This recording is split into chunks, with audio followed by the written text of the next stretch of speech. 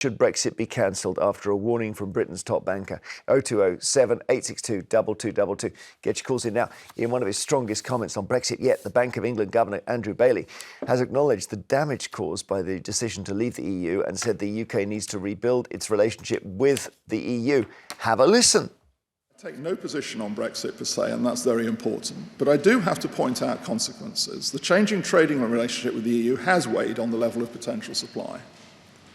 The impact on trade seems to be more in goods than services, which I don't think is particularly surprising, but it underlines why we must be alert to and welcome opportunities to rebuild relations. It sort of talks like an economist, doesn't he? Because when he says the impact has been mainly on goods and services, I'm thinking, well, what else is there? His remarks come amid fears of a trade war with America due to Donald Trump's threat of a 20% tariff on all imports into the US. That could cost the UK £22 billion.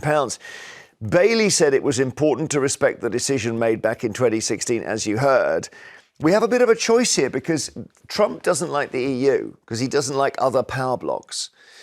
So if we sidle up to the EU, we might annoy Trump.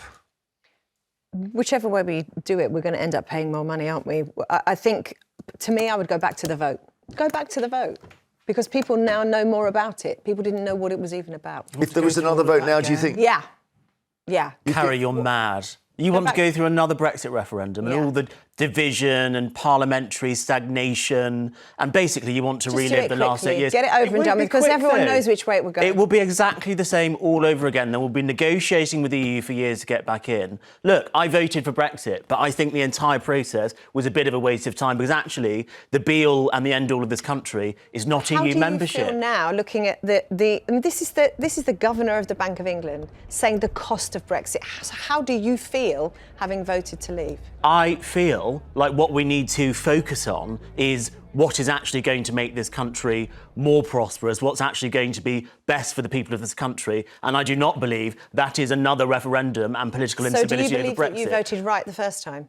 I don't regret my vote for Brexit, but what I would say is that Andrew Bailey, the boss of the Bank of England, does not think we should go back in the European Union. He is saying we should have closer trading ties. No Brexiteer is against closer trading ties if we want to tidy up. We haven't managed to do it in 8 years. That's going back because they won't give us closer trading ties unless we give them freedom of movement. So that's the big thing, isn't it? So it's a youth mobility scheme. Yeah. So we travel to there, they travel to here, then we trade again, and we're sort of then in, but not in. But why haven't we managed to do that in 8 years? Why have we not managed to put that together? We have put together a zero tariff trade deal with the European Union. But nearly not enough, clearly. And actually, I think we've got to think about things where we are today, not where we were in 2016. We're having 2016's argument. Let's have 2024's argument. The question is, should we be closer to the European Union or should we be closer to the US? I say we should remain equidistant with either. We already have a trade deal with the European Union. Trump is a known Anglophile. If we can get a trade deal with the US, which means we are exempt from the tariffs he's going to put on the EU and the rest of the world, that will be a good thing. So I think we've got to play our cards correctly and strongly and think about the future, not the past. This thing about we have a trade deal with the EU, I'm always confused by this because I then see stuff saying, if we try and sell dairy to them, it gets blocked on the way and we buy their dairy and it comes straight in. So I think the trade deal we have with them seems to only work in one direction. But also, between 21 and 23, the study calculated the UK goods exports to the EU were down by 27%. So how is that a good thing? Well, it's probably a paperwork issue, isn't it? What happened in that period? Do you remember what happened between 2021 and 2023? Anything significant? COVID. I don't think that's the only thing you can blame it on. It's a big factor in why both the EU and the UK are having trade difficulties. That was a weird time. But there's the thought, we could go back into the EU if they would take us, or we could say, no, being outside enables us to send Farage over to Washington to say to Trump, well, look what I've done. Now we're your friends, not theirs. And then he can sort of sell us as America's best buddy because we've got no other interest, we've got no other friends. We are Billy No Mates. Christopher in Kent, which way would you go, Christopher? Oh, good morning, everybody. Well, I certainly wouldn't want to go back into the EU at all. We've had low growth or negative growth whilst we were in the EU in previous years. So there's, I don't think that's an issue. And we had a big banking crisis as well, by the way. A big banking crisis, indeed. And also, other EU countries are also struggling with their growth figures. Now, we should stay out, and particularly the direction in which the EU is going. Well, there's 9 candidate countries going on board, which will probably happen before 2030 or around 2030, in just 5 years' time. And that will have a huge impact in terms of movement of people. I'm more interested in having social cohesion in the country rather than, constantly going for growth. I mean, yes, growth you do need. What about? I know this is a bit of a middle class point, Christopher. But I was talking to someone yesterday, and he was like furious, and he said, "I've just come back from Italy." He said, "I've got a little place there. I live there, and I look at my passport. I got to leave. We're not allowed to stay." And he said, I went through, and it's all computer scanning now. He said, if I'm a day out, if I'm a day over in Italy as a British citizen, I will be banned from the EU for 3 years. And every single British musician that was on tour with American artists has struggled with that. So British musicians can't even get used because they can't. Christopher, isn't the freedom of movement a two-way thing? Don't we want to be able to move freely around there? Well, you can move freely around there, but within certain. Well, that's not freely. Well, no, it's terrible for our trade. But I'm prepared to have that, to offset that. Because I don't think that the full freedom of movement. No, I understand. It's definitely a two-way street. If you're a plumber in Sunderland and you're being undercut by cheap labour from the EU.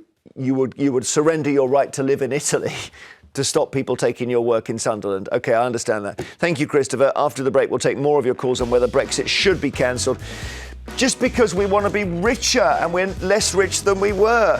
Or does it help us to be away from the EU because then we can cosy up to Trump? On the economy, the Chancellor has said she's disappointed because we've now got figures showing it actually flatlined after Labour came to power. So it grew at about 0.1%. Have a look. Growth is the number one mission of this government, to turn around the poor performance of the last decade or so. Am I satisfied with the numbers published today? Of course not. I want growth to be stronger, to come sooner, and also to be felt by families right across the country.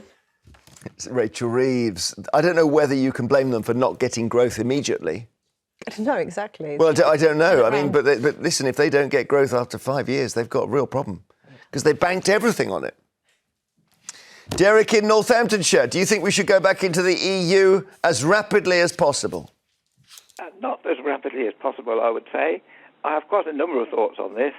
I think the main reason, I think it's fair to say, that people voted for leaving the EU was because they were concerned about the high level of immigration, mainly from Eastern Europe, where levels of pay were much lower there than here in terms of minimum wage.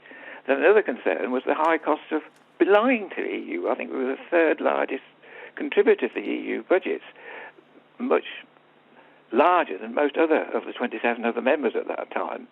And another concern was, I think, that member states, some of them, could have got into financial difficulties, and member states like ourselves could be called upon to provide financial assistance. Yeah, so we shouldn't go back in. As far as trade is concerned, yeah. I think Europe has far more goods to sell us, and we have to sell them. Think of all the cars that we have, all made in Europe in most cases. On top of that, a lot of food products seem to be imported from European countries, even though they seem to have a British brand name on. When you look into it, you find out they weren't manufactured here, but made in Europe. Yeah, but we found out when we were doing negotiations that us saying we're not going to buy your stuff doesn't work when there are 27 of them, because they just said, that's fine, don't worry, we don't need you to buy it. So that didn't really work. Yeah, we do trade with them. We do buy and eat their food. Thank you, Derek. Well, maybe we need to get back in. Lee in Lincolnshire, should we get back in? Well, I actually think that we should, yes. So let's think. I don't know how old you are, Lee. Are you early 40s? I'm actually in my early 50s. OK.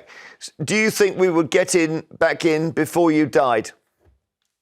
I think we'll be back in within the next 3 or 4 years, I think. Wow. That's a big shout, because that would require Labour to get on it now. And they don't. They are not having a good weekend at the moment. Well, I think they'll be having a worse weekend if they don't get a move on, because everybody is so frustrated. I was a Brexit voter, but what I was hoping for is when we had all the promises from Boris Johnson that we were actually going to see some positive effects of Brexit. And we haven't seen any positive effects, just negative effects, even down to going abroad on holiday.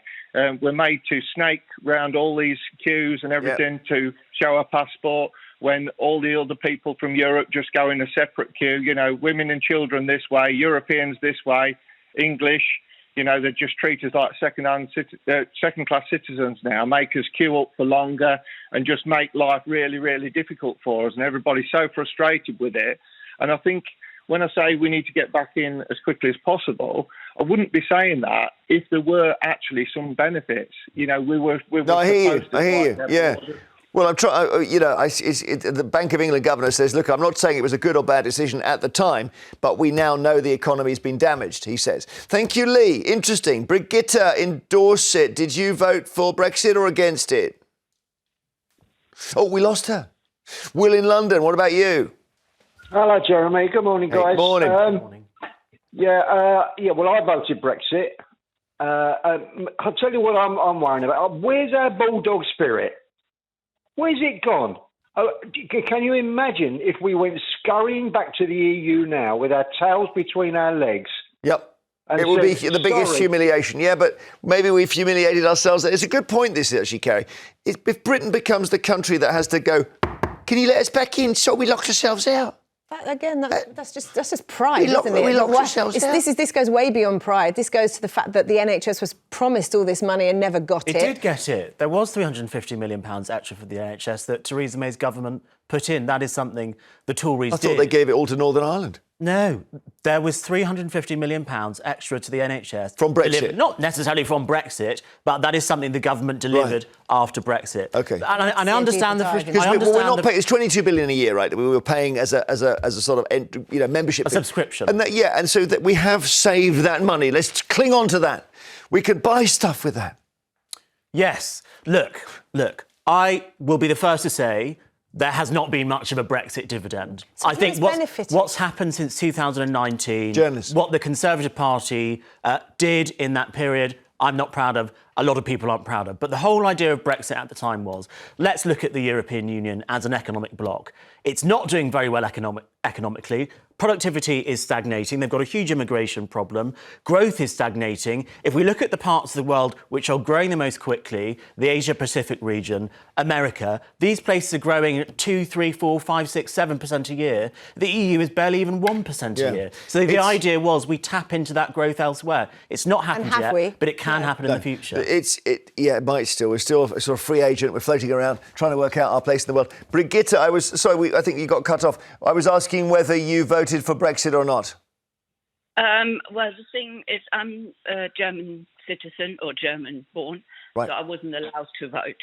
But if anybody always asks me, what would you do? I would say, you should have never been allowed to vote.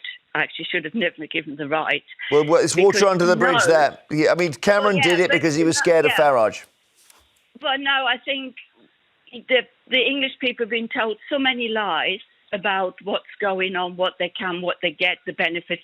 Like Albie just said about the money we pay, but you also get money back. Now we have the fishery people here. We live right by the harbour. Oh, They're not happy.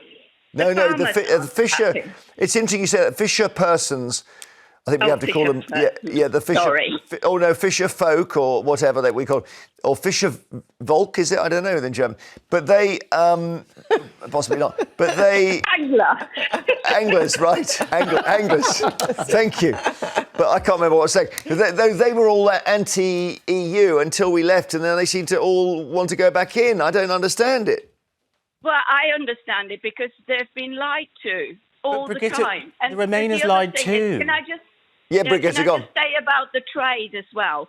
My brother's got a company in Germany, and he used to get various things from the UK. When it came to Brexit, and then he wanted a quote again for that year, how much are you going to charge me for this product? They said, we don't know, we can't really give you a price. So he's getting it from Holland, from Sweden, from Belgium. Well, from that's the France, exchange rate, though, from yeah. Italy. Well, that might be a euro from thing. Italy. I don't think it's just the exchange rate. I think there's been so much talk about red tape, you know, the amount of red tape that it takes a small supplier to have to go through to do it. It's not worth it. Well, you can have 0% tariffs, but paperwork is a tariff. That's the thing. Thanks, Brigitte. Thank you for your calls.